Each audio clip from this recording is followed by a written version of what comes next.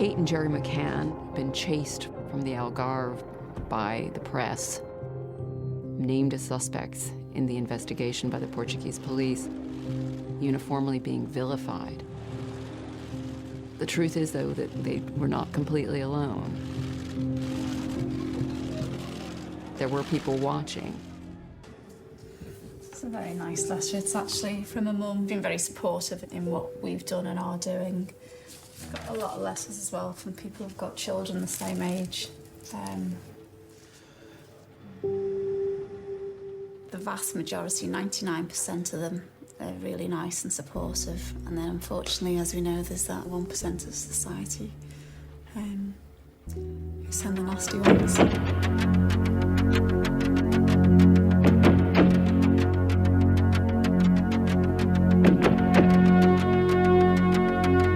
Hello and welcome to True Crime Rocket Science.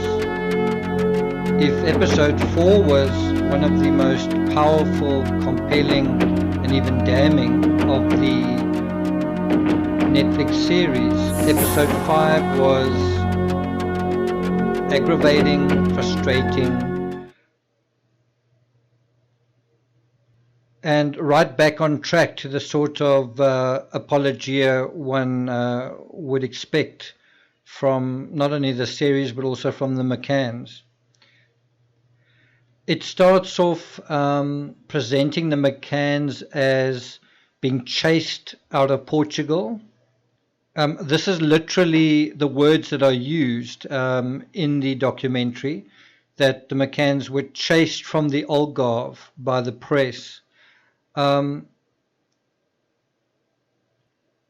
Of course, that's not entirely accurate. The McCanns had been in the Algarve for months, and they'd been beloved by the locals. They'd been hugged and cherished and shook hands with the Pope, and everybody loved them, and they were sort of fawned over by the media.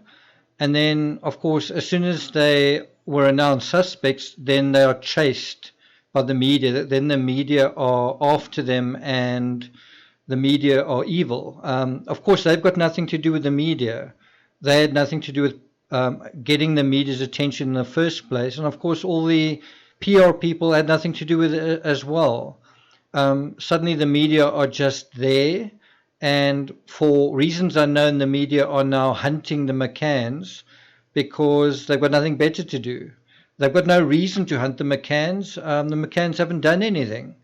The McCanns haven't tried to engage the media, and the media are just suddenly there, kind of at the snap of one's fingers, and suddenly they're the victims. The McCanns are the victims in their daughter's disappearance.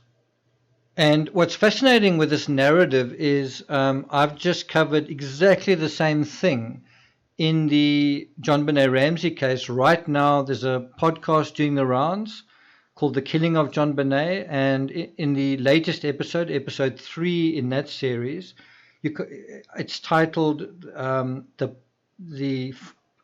think it's titled A Father's Anguish, whereas this one is titled The Fight Back. And in the episode titled A Father's Anguish, it's not really about the father's anguish. It's all about the bungling of the police, but it basically sketches John Ramsey and his one son, John Andrew in this case, as kind of they the victims.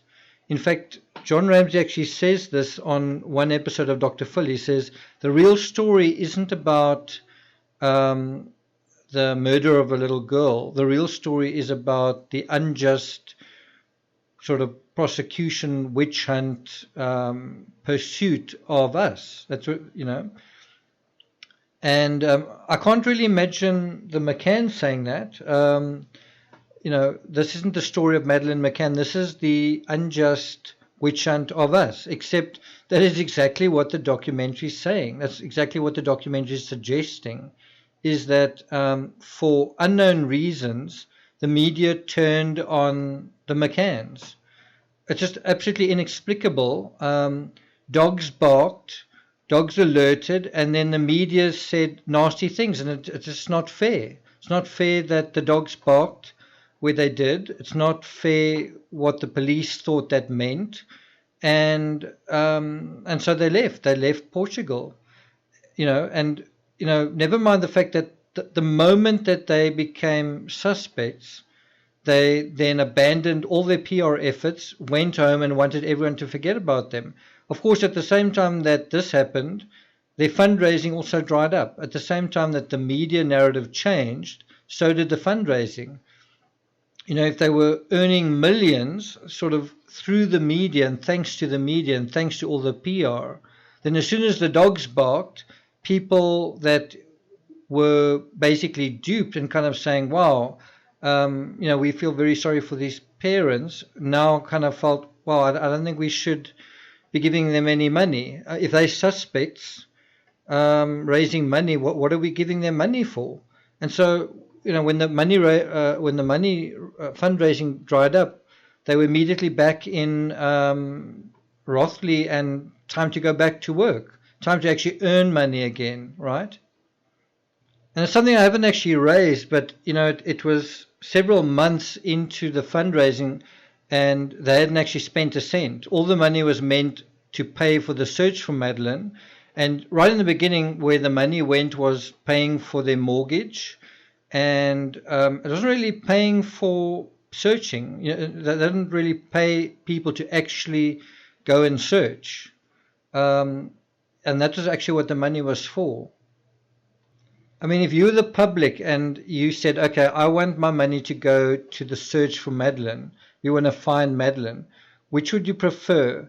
That you print 1 million flyers, or that you hire one person to go out their front door and sort of look out down the road and then, go around the next road and just keep looking? Which do you think is more effective? Somebody looking for Madeleine, right, or printing 1 million flyers? And if you think about the flyers publicize fundraising details, visit this website and you can donate, call this number and donate, go to this website, whatever it is. Whereas if you hire a real person, that's money kind of down the drain. You're not going to find Madeleine. Madeleine's died, so it's pointless, hiring a person to go and find her. I'm talking about right in the beginning. So flyers make a lot more sense. You're going to get something out of your investment. You're going to get people to come to your website. And at the time, the McCanns website was the fastest growing website in Britain, and I think in history. And the amount of money it was making was more than Justine McGuinness's daily rate, which is pretty high as well. I don't want to go into the money narrative right here, but whatever the McCanns were doing was very effective in making their money until the dogs started barking. And when the dogs started barking, they didn't want to really talk to the media anymore. It was kind of like, can you sort of please leave us alone? We want to get back to our lives. We'd like some privacy, please. So in other words, when it's a positive narrative, media welcome, let's have as many photographers as we can. When it's a negative narrative, we victims, please respect our privacy. And, if it seems a bit cynical, then you should really look at the documentary itself, that episode itself, episode 5. It talks about them being vilified by actually, it doesn't say who they're vilified by, just that they're uniformly being vilified. So some kind of anonymous entity is vilifying them, and they kind of the victims.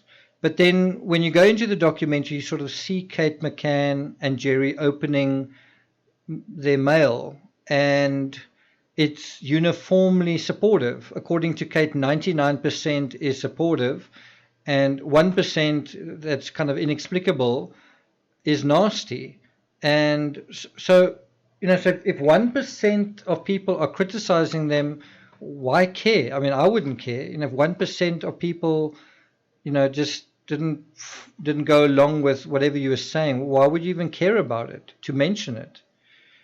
But Kate's quite adamant, saying, that 99% of people like what they say. And it's the same thing she said to the German reporter, where she said, actually, the majority of people believe them. And, it's just a small number that don't believe what they say. So she's kind of turning the fight back against accusations against them into a popularity contest.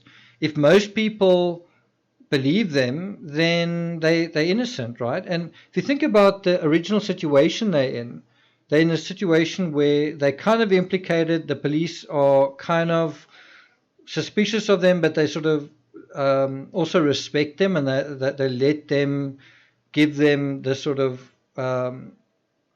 cues to where they must investigate.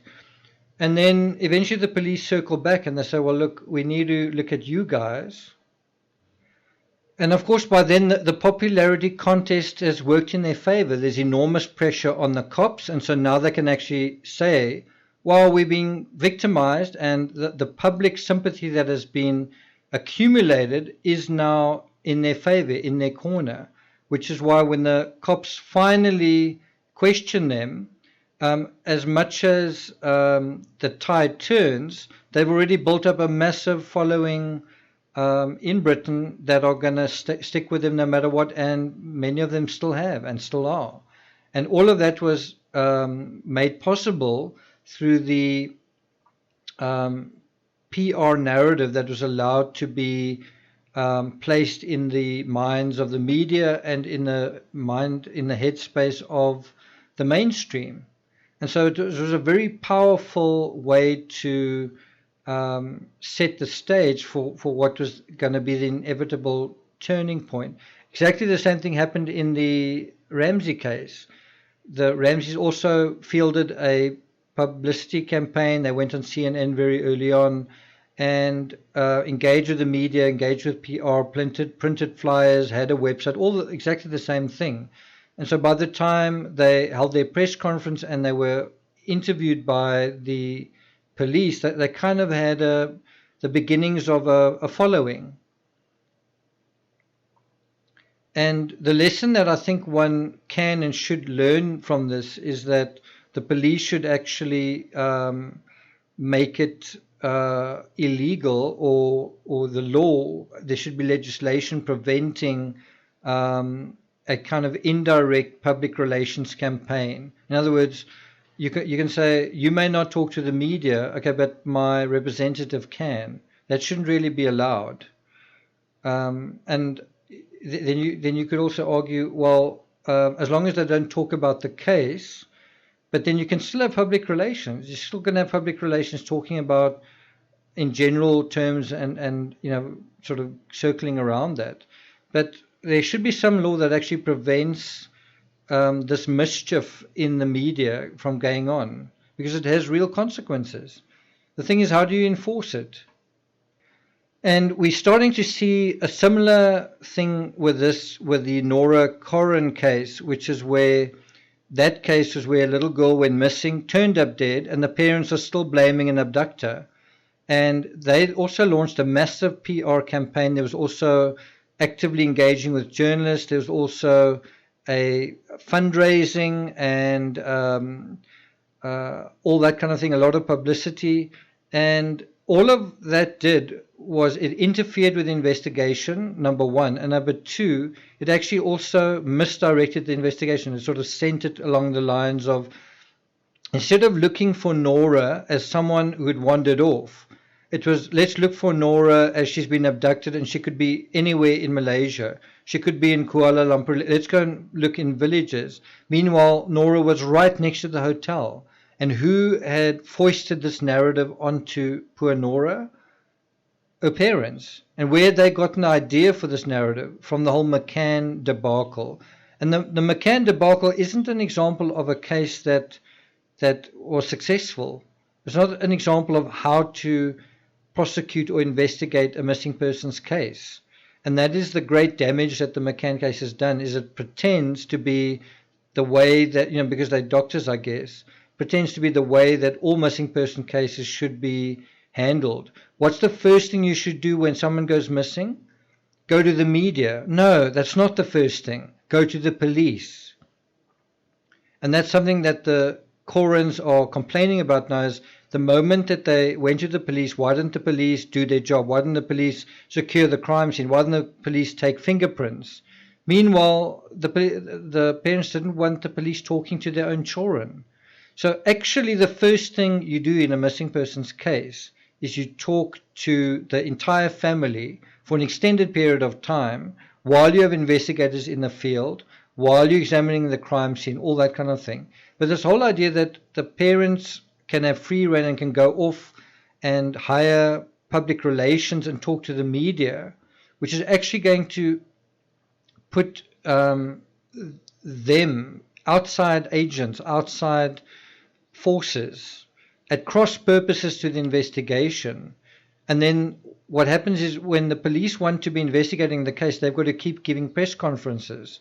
They've got to keep sort of stopping what they're doing and addressing sort of things that are true or aren't true in the media. Now, I've got nothing against accountability and transparency to the media. The thing is, you shouldn't have the people involved giving the media the information. I'm talking about in a family type abduction scenario. You shouldn't have the people involved giving press conferences. You can have the investigators giving press conferences because of public interest. You can have people that are related to the search or whatever it is, but not people who are suspects or indirect suspects or persons of interest or people related to the ambit of the investigation. And I think that's the problem with true crime, is that tends to be what people think, is that it's a popularity contest. If more people believe in a particular version, then that's likely the truth of the version. That's crap. In fact, what's more likely with true crime is if you find yourself in a majority. I'm talking about in the Chris Watts case, in the Amanda Knox case, in most cases that are high profile. One of the reasons they're high profile is because there's a counter narrative and a particular narrative. And often in the high profile cases, the mainstream view isn't the correct view. It's not actually the truth. A very good example is Oscar Pistorius. Everybody thought that he wasn't guilty. Everybody thought that he hadn't purposefully committed the murder. So that is the shocking thing with high-profile true crime, is most of what most people think about these cases is actually wrong. And here I'm referring to the Ramsey case, Madeleine McCann, Amanda Knox, West Memphis 3, and so on and so on. Even, the murder of Teresa Halbach, the Stephen Avery trial, the Chris Watts case. Most people are wrong about what they think they know. That's the scary part of true crime. And what most people know is what most people repeat. So anyone repeating the same thing enough or seeing the same thing repeated enough, that then becomes the truth. It's a very simple but stupid way of establishing a narrative. Just keep saying the same thing over and over and over again. That's not analysis. That's kind of like rote learning. That's the idiot's guide to true crime. So I want to deal with the meat and potatoes of episode 5. It's titled Fight Back. And that's what it was. And the McCanns arguably won. They won their fight back.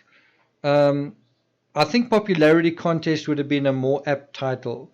In a scenario where their daughter is missing and a criminal investigation is underway, you'd think the fight back would involve fighting for more police resources, getting more detectives working the case, or getting out there themselves and searching, or making Madeleine's DNA available to the authorities in Portugal, using DNA from her clothing or bed or soft toys in Portugal, or investigating for themselves the possibility that Madeleine had died.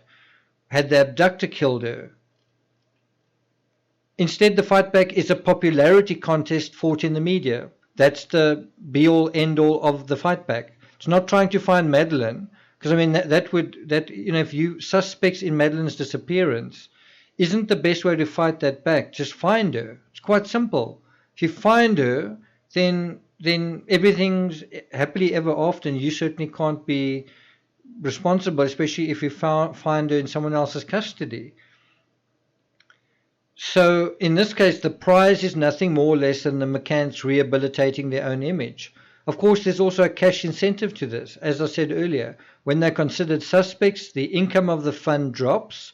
When they're able to court public sympathy, their income shoots up again. And this income isn't to be sniffed at. It eventually balloons to millions upon millions of pounds. With this war chest, the McCanns can invest in even more media coverage, reputation management, legal representation, legal suits and expert advice, more PR, merchandising, and so it goes on and on and on. And one's got to ask whether that kind of Ouroboros, except instead of eating itself, it basically conjures more and more money as this sort of machine devours its tail. It sort of spouts out money on the other end. You've got to ask, is that where the money for this 20 million documentary that actually flies the flag for the McCanns? I mean, this episode is a beautiful, a shining example of how, 1 minute you sort of say, oops, a blood dog barked. It doesn't look so good, but dogs are unreliable. Okay, now let's talk about how the McCanns are victims and everybody loves them, and then basically telling the story the way the McCanns would have wanted to tell it. You can say officially this isn't them telling their own story. Well, what about unofficially? I mean, if you had to ask the McCanns, are you happy about this Netflix documentary? Like, are you happy about what it said about you? It certainly says everything that they've been saying all along about their own story. So if it's not something they paid for, someone did them a huge favor. Someone paid a lot of money to do them a huge favor. And they say, we live in a world where there are no free lunches, and they got a banquet. During one spiel in episode 5, Kate McCann emphasizes that 99% of people support them and only 1% are trolls. There's also a nice scene where they show large boxes labeled support compared to a small, battered, mostly empty little box that you can sort of see inside where hate mail is kept and it's labeled. So you can see that it's hate mail and there's nothing in there. And so you actually sort of shown, wow, so the support box is this big box, and the battered empty little box is the hate box. That must mean they must have a lot of support. And you have quite a lot of this mindfuckery in the whole McCann things, where you have color-coded bracelets and color-coded T-shirts and color-coded ribbons and things, all color-coded along with certain events. Like Madeleine's been missing for 50 days, 100 days, 150 days, 200 days. Color-coded balloons, color-coded bracelets. Go get your color-coded bracelet on at that website. Get your color-coded bookmark. Color-coded. It's basically designed for imbeciles. I want to be with Team McCann, so give me my team colors, thanks. And here's your £5 or whatever it is. It's that kind of thing. What the McCanns seem to be saying is they're winning the fight back because they have popular support. And look at all their colors. Look at all the people wearing their colors. Look, there's someone with a bracelet. That means they support me. Do you? And so far more people love them and support them compared to a tiny minority of detractors.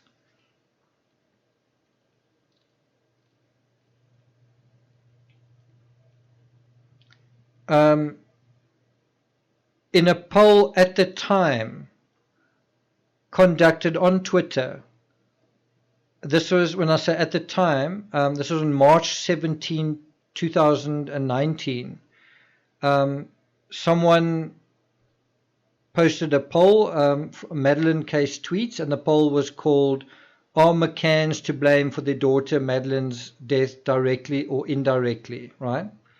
and 90% voted yes, the McCanns are to blame, 10% that they're not. And this was from over 4,600 votes. 4,600 people voted. Not 4, not 46, not 464, almost 5,000 people voted. Of those 5,000, 10% supported the McCanns. It's not the 1% that are against the McCanns as Kate McCann seems to be suggesting.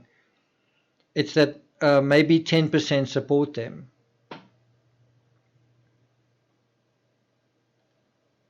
What's interesting in the little spiel, and it's just amazing how it's presented. Like, as I said, at the beginning of the show, they're uniformly vilified, and then 10 minutes or 20 minutes into the show, you kind of have Kate saying, only 1% of people are nasty to us. So then how are you uniformly vilified? So they kind of present themselves both as the victims and then also as the heroes of the public at the same time. And what's interesting is when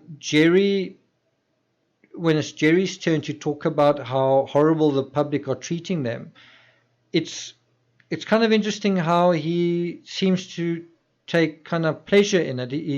It's amusing to him. It's kind of funny. And he literally laughs and chuckles about it.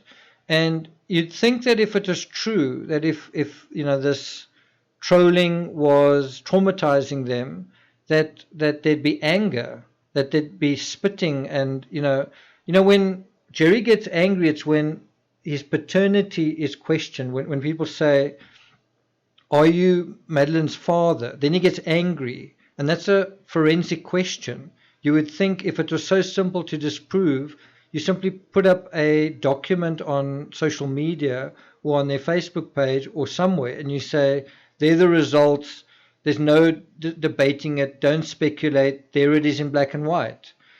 And there would not even be a need to get angry, but he gets angry about that. Isn't that how most people would react? Someone makes a claim against you, just provide them with a counter evidence if it's black and white, in black and white.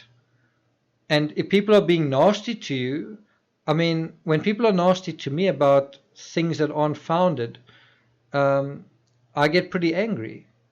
The other day I was, my work was criticized on Reddit by people saying that I intentionally misrepresent things. I intentionally try to make people think things that aren't true, I guess, to sell books.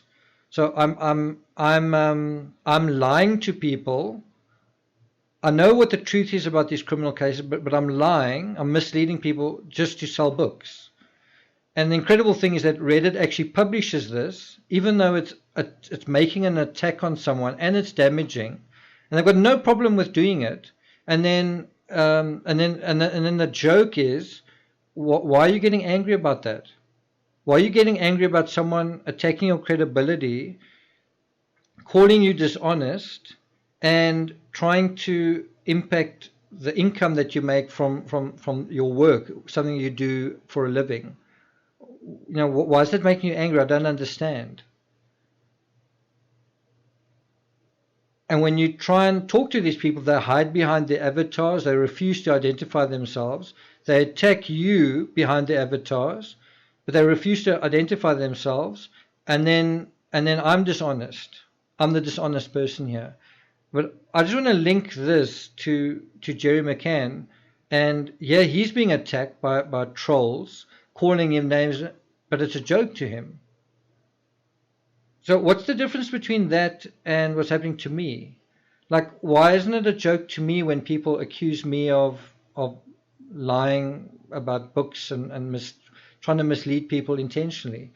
And I think one of the possibilities could be, if I was lying to people and making money out of it and someone accused me of it, maybe I would sort of chuckle quietly in the corner and fold my arms and sort of giggle and be like, yeah, I have been doing that, someone caught me out. and kind of take pleasure in it because I misled people and aren't I clever, right? But that's not what I'm doing, and so I resent the accusation. And so here you have Jerry McCann, and someone's accusing him of taking people's money in good faith and paying his mortgage and buying a mansion with it, and is smiling about it. Someone says to him, your brat is dead because of your drunken arrogance, shame on you. And then you sort of see his face, and he sort of looks up at the camera, and his eyebrow crinkles, and he's not angry, he's not resentful, he's not, he doesn't say, this really hurts me, this really hurts Kate. It's kind of funny, and he sort of dismisses it as charming. He has contempt for it. And when I did the original review, I said Jerry looks bemused. He doesn't look hurt or stung, he looks bemused. One might say he even looks smug. And again, if I compare the criticism I've gotten, I'm not bemused by it, I'm annoyed by it, it makes me angry. I'm not smug about it, I'm hurt and stung, and I want to do something about it. Whereas Jerry's kind of smug and sort of puts it in a little box to minimize it and kind of shrugs and it's like, no big deal. You know, he's still smiling as he places the solitary smidgen of hate mail in its sad, sorry, mostly empty box. And I don't know, there is something quite funny about this whole spiel where you take someone's note that is very angry with you, and you diminish it by putting it in a small little box, and then you next to that little box you have a huge box showing all your support and saying, yeah, 90% of people support us. Not according to this poll. For all their bravado, one of very, very few instances where Kate McCann appears emotional and vulnerable and even slightly tearful is when she talks about what people out there say about whether or not she loved or cared for her eldest daughter. And I think you can kind of see why this would make her emotional, because she might feel guilty, irrespective of whether Kate did something wrong or is guilty. You can see how her being asked about whether she loved Madeline, given what happened to Madeline, you can see how this would trigger her.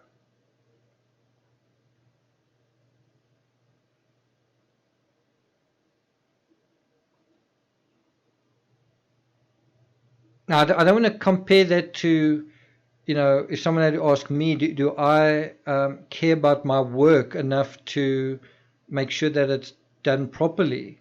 It's not the same thing. You know, how you care about a child, how you care about a person is, you know, there's a relationship there that should transcend everything. But there's a little bit of a link there. Of course, if you love what you do or love someone, then you're going to care when something happens to it. And what people think about your love and care in terms of that. So I'm going to play that clip now of Kate McCann just becoming emotional. And what I want you to pay attention to is the soft, sentimental sort of piano playing in the background. Because what that is it's trying to play up the sympathy narrative. And that is what that is the main theme of all these PR narratives. It is look at me in tears, look at me grieving, look at me as the victim, not as the person who actually died or disappeared. I'm the victim here. Feel sorry for me and give me money. That's the kind of PR narrative that you see with the Ramseys. That's the PR narrative you saw with Nora Curran to an extent, and also Amanda Knox. It's invariably tied to feel sorry for me and give me money. Money is always involved, and sympathy. We should feel sorry for you. We shouldn't think about how you were suspects. we should rather let emotions guide our thoughts. And anyway, so let me just play. I know how much I love Madeline, and I have no doubt that Madeline knows how much, I love her. And I know that, and I've just got to think, regardless of what all those people say out there, those bloggers and people on the forums who obviously get some kind of kick out of being nasty, I know that, and I know Madeline knows that, and I've just got to kind of keep hold of that, really. Now, without being insensitive, if Madeline is dead, then Madeline doesn't know that her mother loves her or loved her. And it changes kind of what Kate's saying there. She may know or feel that she knows that she loves Madeline or loved Madeline, but it's different if Madeline is no longer alive. The docu-series spends a little time dealing with the notion, which came from the public, that Kate McCann especially didn't appear to be grieving and didn't appear very emotional after the loss of her daughter. So obviously this clip that I've provided is a very rare glimpse into Kate McCann appearing unhappy or upset. And what is she upset about? She's upset about what others have been saying about her.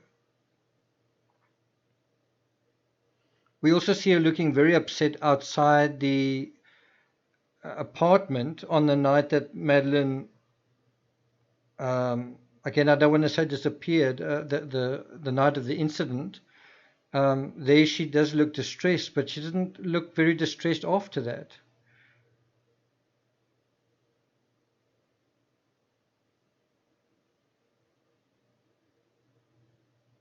And this is not something I'm saying, it's something that came up with many people, and it was even mentioned in the media. And her spokesperson had to kind of deal with it and say, well, everyone grieves differently, as if to say, well, the fact that Kate doesn't, or the impression that Kate doesn't seem to be grieving, well, everyone grieves differently. The image below of a shirtless Jerry McCann jogging beside Kate was taken on May 16, 2007, less than 2 weeks after Madeline's disappearance. And I think that does prove that everyone does grieve differently, if grief is the operative word. In doubt, I've made the case that running plays more than an incidental role to the McCann case, and as it happens, to solving it.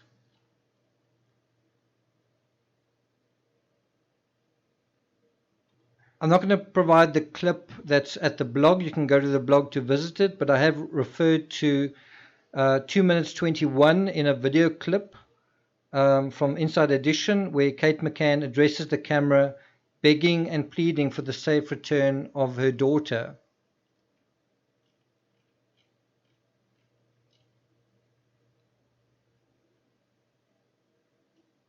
And there what you really want to look at is Kate McCann's, and what you sort of want to contrast is Kate McCann's expression, the expression on her face, the sound of her voice, the grief, compared to the grief that we see when she's accused of not loving her daughter and how she feels about the trolls. Unfortunately, the most damning evidence against the McCanns, certainly in the court of public opinion, is the least damning in an actual court. As so often happens, the public cotton on to what they regard as inappropriate affect. They did so with Chris Watts and were proved right.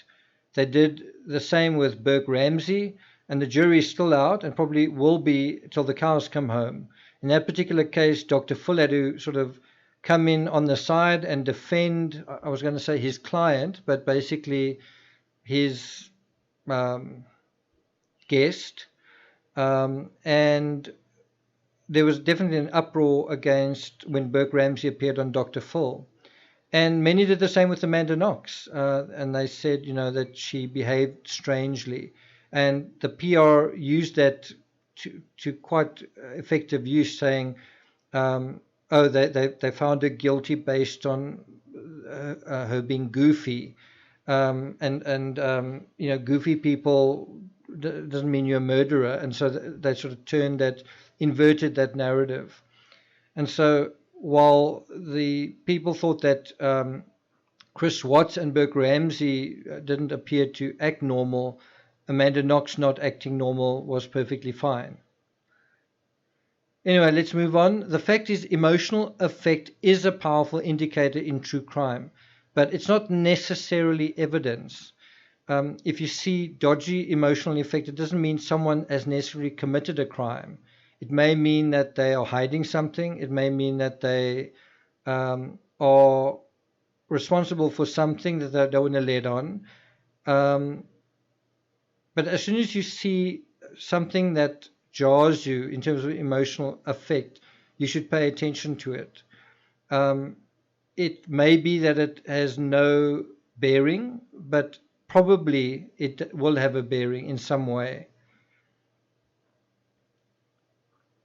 If anything, what you want to do through the emotional effect is get to know this person you're talking to. If you're seeing an emotional effect that you don't understand or that doesn't seem right, well, then you need to get to know the person until you do make sense of that emotional effect. In the Burke Ramsey case on Dr. Phil said that Burke was an awkward guy and that he just smiled a lot. That did go some way into sort of explaining it, but I think it amounted to apologia in the end. I don't know what you guys think about that. So when we care about a victim more than the suspect or imputed suspect, and when we feel grief more than we see them grieving, if at all, it's only right that we raise our hands and ask about it. And often you get these people complaining and whining and moaning about the concerns of the public when in a situation that's unsolved, it's totally justified to say, why are you behaving in this way or not behaving in that way, if in an unsolved case? Why is your emotional effect not the way one would expect it to be in an unsolved case? And a really good example of this is Chris Watts, where he just didn't seem very emotional, and people read that completely wrong. A lot of people thought that meant he was a psychopath or that he is a narcissist. Completely wrong.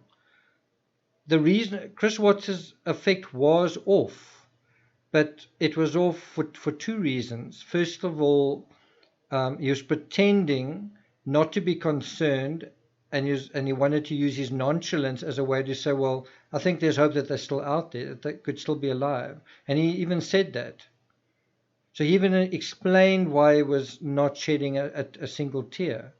He was trying to show that maybe they're okay. Maybe there's no reason to think they've come to harm, because that would help him.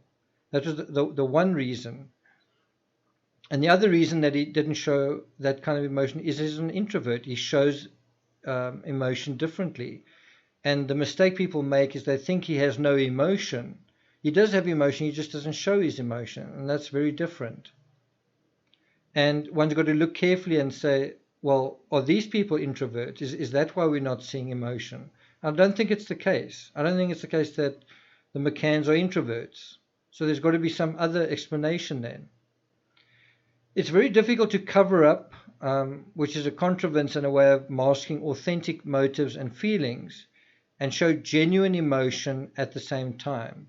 Let me just say that again. It's very difficult to cover up and show genuine emotion at the same time.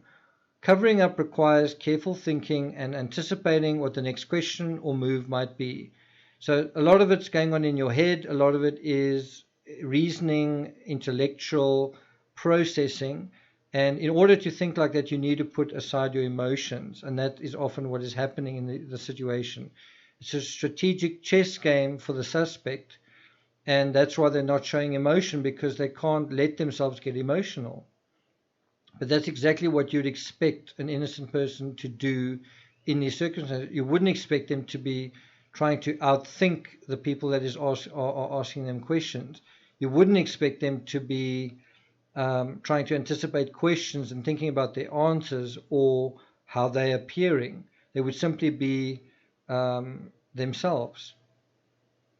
It often happens in true crime that the suspect feels the best face to show the crowd is nonchalance. They imagine grief will appear as guilt, but only a guilty person would think that way. Again, I love the way the docuseries has the McCann PR person explain that the McCanns were advised not to show emotion. So the reason the McCanns aren't showing emotion is because they were advised not to show emotion, as this might be detrimental to their daughter. So imagine the abductor is sitting somewhere with Madeleine in a cage and he sees the parents looking unemotional. And this is going to encourage him to do what? On the other hand, if the McCanns appear distraught and upset, this is going to make the abductor not want to return their child? The reality is, whether the McCanns were instructed to be emotional or unemotional, there's a lot of inappropriate smiling going on, especially when they're asked about whether she might be dead or not. There's that very famous question to Jerry McCann, did you kill your daughter? And then everyone seems to be smiling, the interviewer and both the McCanns. For all their posturing about the support, it's clear the online vitriol, which continues today, is so severe, even newspaper editors felt they had to shut down the interactivity, the comments of their coverage of the McCann case. The docuseries neglects to mention that the McCanns felt so agitated and imperiled by negativity directed towards them, they elected to threaten British bloggers and social media users with lawsuits. To wit, Kate McCann is poised to sue social media users, Daily Mail. Kate and Jerry McCann threatened to sue bloggers. Madeleine McCann's parents hit by 150 vile tweets a day from online trolls, The Sun. Investigation into McCann internet trolls launched by police. So this is what they're investigating, is internet trolls, not investigating Madeleine's disappearance. The social media. Madeleine McCann's parents urged vile trolls to stop posting awful abuse on their website, as they back new rules banning criticism of their decision to leave the girl alone in an apartment, Daily Mail. Twitter troll who abused Madeleine McCann's parents found dead, Telegraph. Troll who harassed Madeleine McCann's family found dead, Psychology Today. It's also more than a little disingenuous of the Leicester Mercury to cry neutrality and editorial standards after the fact, when anyone who dared to criticize or accuse the McCanns was sued. Of the first 5 episodes, I found the 5th the most troubling and upsetting by far. Probably the worst moment was when the Portuguese journalist Sandra Filgueiras, I'm not quite sure how to say her name, expressed her feelings of disdain to the Portuguese cops for lying to her about DNA evidence. The DNA narrative was a huge PR and legal victory for the McCanns and turned the tide of popular, investigative and legal opinion back in their favor, and as a result, this remains the official status quo today. As it happens, the Ramseys have got exactly the same argument. They dismiss the grand jury indictments against them, and they say, in fact, this is what Lynn Wood said, is, you know, the Ramseys were sort of investigated and kind of put on trial for 18 months in a grand jury trial. And the attorney said it would only have been 18 minutes if they listened to the DNA evidence. But the question is, why didn't they? Why didn't they listen to the DNA evidence? Why weren't they given DNA evidence? The grand jury trial happened in 1999. There was more than enough time to field DNA evidence. And so the Ramseys today want you to see the case only through the keyhole of the DNA evidence. And of course, what is the DNA evidence? It hasn't been tested in court. It's been tested by their own experts. And obviously their own experts say that the DNA evidence exonerates them. if it exonerates them, why have the police not closed the case and said, case closed, you're right, it's very simple, you are not suspects, blah, blah, blah. Why has that not happened? And you have the same thing happening in the McCann case, where it now all of it boils down to a DNA evidence, which shows, I think how it works is, because there's no DNA evidence at the crime scene, it means Madeline's still alive. That's how they've turned golden rings into running hares. Had the case gone to court, the Ramsey case, I'm talking about a proper court, and the McCann case, you would have a situation where you'd have two sides arguing the DNA evidence, not just one side. And that is what is needed in both of these cases, is that it finally goes to court so that someone can rule once and for all on the truth of the matter. And until then, there's going to be doubt. Okay, and so that's the end of the analysis of episode 5. If you want to keep up to date with further analysis in this series, please subscribe to the channel. And then look out on Patreon for the first 7 chapters in Christmas Star. I'm putting up 1 chapter a day, and so eventually the whole audiobook will be available. You'll be able to listen to the entire audiobook under the $5 tier. So if you pay $5 once and you listen to all episodes in 1 month, it's the same as buying the book. Plus you get other content, other analysis in the John Benet Ramsey case, and also Chris Watts and other cases as well. So head over to Patreon/TCRS, and I'll see you guys next time. Kate and Jerry McCann have been chased from the Algarve by the press, named as suspects in the investigation by the Portuguese police, uniformly being vilified. The truth is, though, that they were not completely alone. There were people watching. It's a very nice letter. It's actually from a mum, been very supportive in what we've done and are doing. I've got a lot of letters as well from people who've got children the same age. The vast majority, 99% of them, they're really nice and supportive. And then unfortunately, as we know, there's that 1% of society who send the nasty ones. That's a good example. The giveaway, because normally it's pretty obvious. And this is Jerry and Kate. How can you use money given by poor people in good faith to pay your mortgage on your mansion, you thieving bastards? Your brat is dead because of your drunken arrogance. Shame on you. I curse you and your family to suffer forever. Cursed Christmas. If you had any shame, you would accept full responsibility for your daughter's disappearance and give all the money back. You are scum. It's quite nice, really. So, very charming.